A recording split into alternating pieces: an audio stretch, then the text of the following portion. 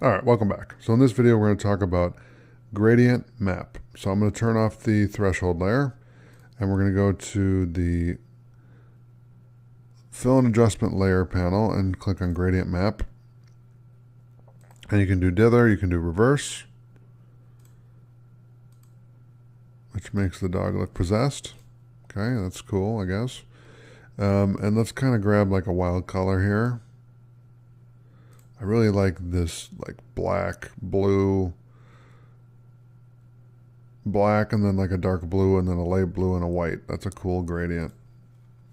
So, and we can do dither, which doesn't do anything, and then reverse, which will flip it over and make the dog look possessed.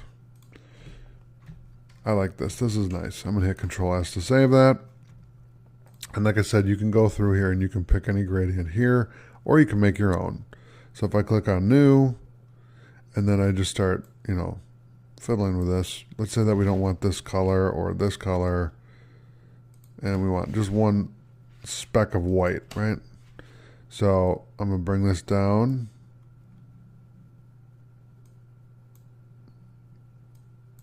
Okay, and I'll save that. We'll just do new right there. Hit OK.